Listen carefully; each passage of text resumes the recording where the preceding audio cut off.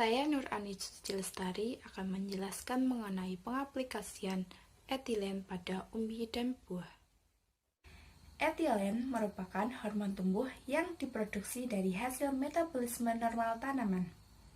Etilen berperan dalam pemasakan buah dan kerontokan daun. Etilen ini juga disebut sebagai etene. Senyawa etilen pada tumbuhan ditemukan dalam fase gas, sehingga disebut gas etilen. Gas etilen ini tidak berwarna dan mudah sekali menguap. Gas etilen ini mempunyai pengaruh penting dalam proses pelayuan dan pemasakan buah klimakterik. Buah klimakterik adalah buah yang menunjukkan kenaikan produksi karbon dioksida dan etilen yang besar pada saat penuaan.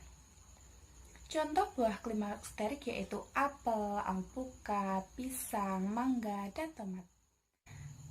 Selama proses pemasakan, buah klimakterik menghasilkan lebih banyak etilen endogen dibanding dengan buah non-klimakterik. Etilen endogen adalah gas etilen yang dihasilkan oleh buah yang telah matang dengan sendirinya yang dapat memicu pemasakan buah lainnya di sekitarnya. Di dalam proses fisiologis, etilen mempunyai peran penting sebagai berikut. Yang pertama, mendukung respirasi klimakterik dan pematangan buah, mendukung epinasti, mendukung absisi pada daun, mendukung terbentuknya bulu-bulu akar, menstimulasi pekerjaan bahan, menstimulasi pertumbuhan secara isodiametrikal lebih besar dibanding dengan pertumbuhan secara longitudinal, mendukung adanya flower fighting pada persarian anggrek, dan menghambat proses transportasi oksin secara basipetal dan lateral. Struktur kimia dari etilen sangat sederhana, karena hanya terdiri dari 2 atom karbon dan 4 atom hidrogen. Struktur kimia etilen terlihat seperti skema berikut.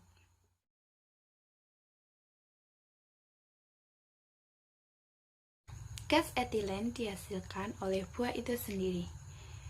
Gas etilen dapat mendukung proses pematangan buah.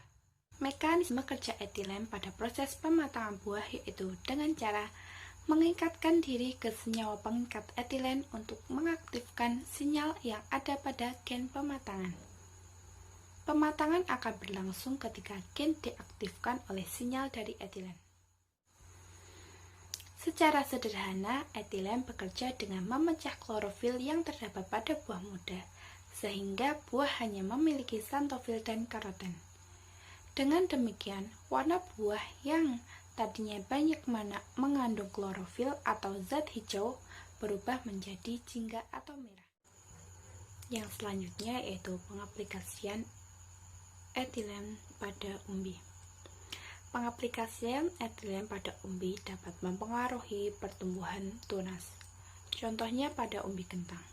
Umbi kentang yang diberi perlakuan dengan pengaplikasian etilen akan mempercepat pertumbuhan tunas pada umbi kentang tersebut. Namun, pertumbuhan tunas ini dapat mengurangi mutu produk dari umbi kentang tersebut.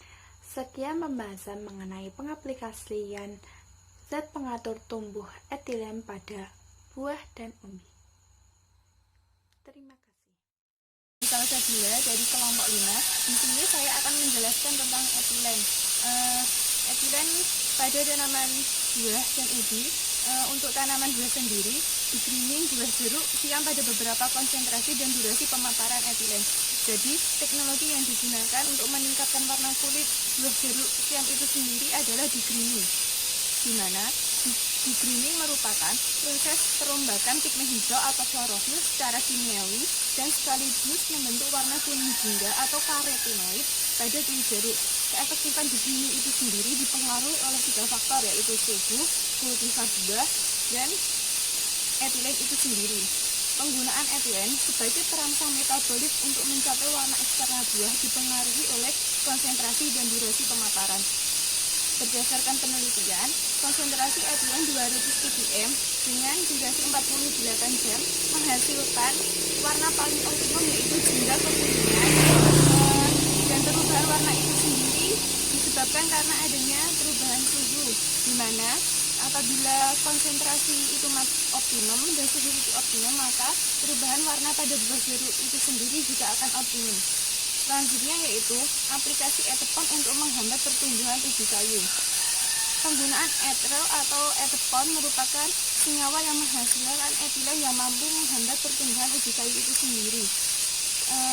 Pertumbuhan vegetatif apabila diberi etepon akan terhambat, dan pertumbuhan vegetatif itu sendiri yang akan terhambat seperti tinggi tanaman, jumlah daun, dan jumlah kuku. Apabila pertumbuhan vegetatif itu terhambat, maka akan memacu pertumbuhan cabang dan memacu pertumbuhan produksi dari ubi kayu itu sendiri. Apabila produksi dari cabang itu meningkat, maka akan menghasilkan calon individu baru yang unggul karena adanya bahan untuk persilangan. Selanjutnya, apabila dari segi produksi itu meningkat, maka seperti diameter, jumlah ubi, dan berat dari ubi sendiri itu juga akan meningkat.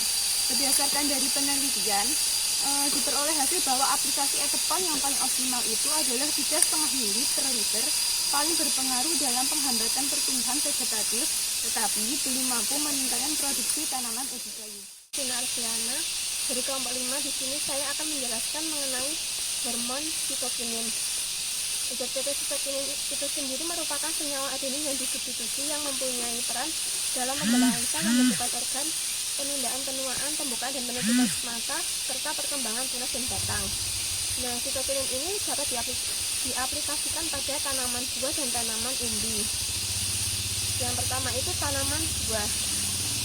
Saya mengambil sampel yaitu aplikasi sitokinin pada tanaman pisang untuk meningkatkan laju multiplikasi tunas mikro pisang secara in vitro.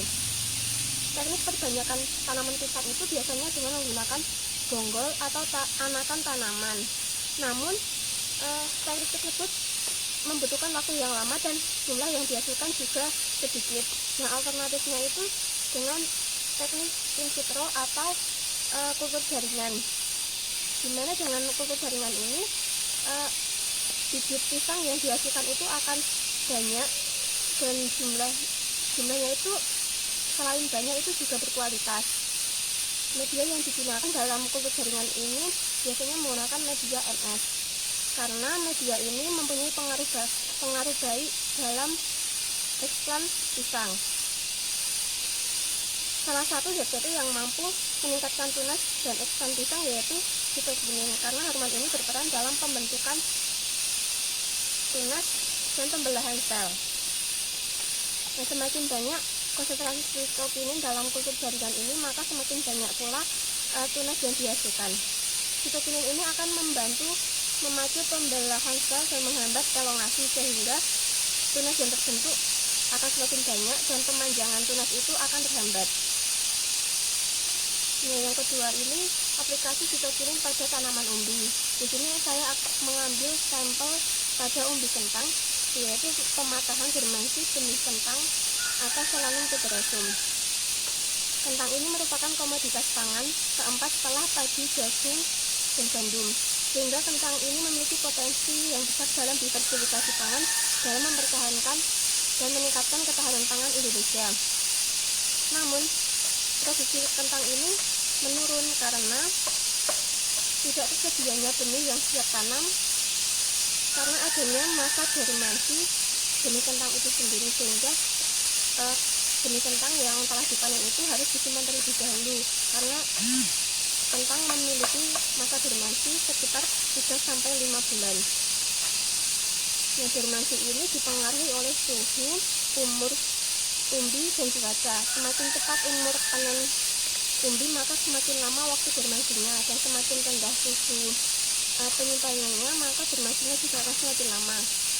Dormansi ini memiliki keuntungan dan kelemahan, di mana keuntungannya ini dapat mempertahankan umur umbi lebih lama, dan kelemahannya itu kentang tidak dapat ditanam tiap tahun dan membutuhkan waktu lama untuk bertunas, sehingga masa dormansi ini harus dipatahkan. Pematahan ini dengan menggunakan aplikasi sitokinin. Caranya yaitu umbi yang disimpan ini dalam suhu 20 derajat Celcius direndam dalam DAP, kemudian diberi fungisida mancozeb dengan cara menaburkan di permukaan kentang tersebut, kemudian disimpan dalam kardus dan diberi kapas. Ini dapat mempercepat germinasi dan munculnya tunas. Selain merangsang pembentukan tunas apikal, sitokinin ini juga merangsang pembentukan tunas aksilar. Anggreni NPM 39 dari kelompok 5. Nah, kelompok 5 itu membahas tentang aplikasi zat pengatur tumbuh pada buah dan umbi. Nah, saya di sini akan menjelaskan zat pengatur tumbuh giberellin yang digunakan. Giberellin itu sendiri merupakan zat pengatur tumbuh pada tanaman yang berfungsi untuk mempercepat dan mendorong perkecambahan, pemanjangan batang pada tanaman yang kerdil, meningkatkan ukuran dan keseragaman buah. Nah, giberellin itu sendiri tidak hanya didapat secara buatan, tapi juga dapat ditemukan secara alami dari alam. Misalnya adalah sumber giberellin rebung seperti di belakang saya ini. Nah, aplikasi giberellin dari rebung ini untuk tanaman anggur itu akan meningkatkan kualitas untuk hasilnya. Itu seperti rasanya lebih manis, ukurannya lebih besar, serta biji yang dihasilkan itu dapat lebih kecil daripada tanpa pemberian giberellin. Aplikasinya adalah dengan bahan-bahan sebagai berikut. Ada rebung 200 gram dan air 1 liter, gula 200 gram dan E4 50 ml. Nah, rebung itu sendiri dihancurkan atau di blender juga bisa dan dicampur dengan bahan-bahan tersebut. Keempat bahan ini dicampur, terus kemudian dimasukkan ke dalam toples dan ditutup rapat hingga 15 hari. Nah, setelah 15 hari itu dapat diaplikasikan kepada tanaman anggur dengan cara menyemprotkan larutan tersebut kepada bunga anggur yang mekar, serta dilakukan menyeluruh pada tandan bunga. Selanjutnya, aplikasi giberellin yang bersumber dari rebung untuk umbi-umbian, yaitu pada umbi bawang merah. Itu akan meningkatkan produksi dan juga mempengaruhi pertumbuhannya, seperti tanamannya lebih tinggi, jumlah umbinya lebih banyak, diameter umbinya lebih besar, sehingga bobot yang dihasilkan juga lebih besar dan produksinya akan meningkat. Nah, caranya itu sama seperti yang tadi, yaitu dengan bahan-bahan sebagai berikut: ada rebung, air, dan juga EM4. Dengan menghaluskan rebung, kemudian dicampur dengan air 10 liter dan juga EM4 10 ml. Nah, itu kemudian dicampur. Setelah dicampur, diambil 40 ml dan dicampur lagi dengan 1 liter air.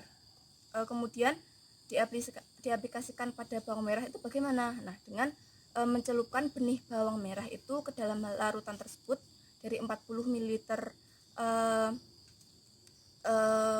larutan campuran rebung dan 1 liter air tersebut selama 15 menit. Dan setelah itu bawang merah dapat langsung ditanam pada lahan. Untuk perbandingan sendiri, jika tidak terlalu besar karena banyak ya, 10 kilo dan 10 liter air itu kan jumlahnya banyak. Nah, itu dapat disesuaikan untuk kebutuhan, tapi dengan catatan perbandingannya sesuai. Itu yang dapat saya sampaikan. Terima kasih. Kakao merupakan buah yang sangat penting karena dapat menambah devisa negara dari bidang non-migas. Sayangnya, produksi kakao di Indonesia masih sangat rendah. Pada tahun 2002, dengan luas lahan 700.000 hektar hanya dapat dihasilkan 400.000 ton buah kakao. Yang artinya hanya ada 0,6 ton produksi buah kakao setiap hektarnya pada setiap tahun. Sedangkan untuk negara-negara penghasil kokoa yang lain, mereka bisa menghasilkan 1,5 sampai 2 ton per hektar setiap tahunnya. Permasalahan yang sering dihadapi adalah rontoknya buah muda kakao yang masih belum dewasa dan masih belum siap panen. Gejalanya adalah buah muda yang masih menempel pada batang tanaman menjadi layu. Warnanya yang awalnya hijau berubah menjadi coklat, kemudian rontok. Berbagai penelitian telah dilakukan. Salah satu penelitiannya oleh Nichols pada tahun 1989 pada jurnal Auctions of Cocoa and Cereal Wilt. Di sini Nichols menyimpulkan bahwa kerontokan buah kakao terjadi karena perebutan unsur hara dan air, sehingga ia menambahkan NPK dalam jumlah tertentu ke dalam tanaman kokoa ini. Lalu pada tahun 2002, Kasran dalam jurnal Genetic Engineering of Cocoa Fruit Abscission menemukan bahwa terjadinya kerontokan buah muda kokoa ini terjadi karena kekurangan auksin. Auksin sendiri merupakan zat pengatur tumbuh-tumbuhan yang banyak diproduksi di ujung-ujung tanaman dan sangat mensupport pertumbuhan apikal, baik apikal ke atas maupun apikal ke bawah. Salah satu fungsi dari auksin ini adalah menghambat perontokan daun, buah, dan bunga. Perontokan daun, buah, dan bunga ini terjadi karena gas etilen yang terlalu berlebihan dalam baik itu daun, bunga, maupun buah. Produksi auksin yang awalnya diproduksi di ujung-ujung tanaman kemudian menyebar ke seluruh tanaman, dan adanya konsentrasi auksin di daun, bunga, maupun buah mencegah atau menahan pertumbuhan etilen, menahan konsentrasi etilen sehingga kerontokan buah tidak terjadi. Nama saya Wulandari Puji Astuti. Saya akan menjelaskan tentang Brasinosteroid. Brasinosteroid adalah zat pengatur tumbuhan atau hormon endogen berupa steroid yang dapat memicu pertumbuhan dan dapat ditemukan pada biji, serbuk sari, dan jaringan vegetatif. Fungsinya bagi tumbuhan adalah untuk pemanjangan organ, diferensiasi, kesuburan, perkembangan daun, rizogenesis, senescence, dan absisi pada daun. Kelapa sawit merupakan komoditas perkebunan dengan perkembangan cukup pesat dibandingkan komoditas lainnya di Indonesia. Brasinosteroid digunakan pada perkebunan di Indonesia, khususnya tanaman kelapa sawit, untuk mempercepat pertumbuhan batang. Analisis brasinosteroid menggunakan pendekatan molekuler yang berkaitan dengan pertambahan tinggi batang kelapa sawit. DNA tanaman diamplifikasi menggunakan primer yang dikembangkan dari gen-gen yang terlibat. Gen-gen tersebut dapat memicu pembelahan dan pemanjangan sel.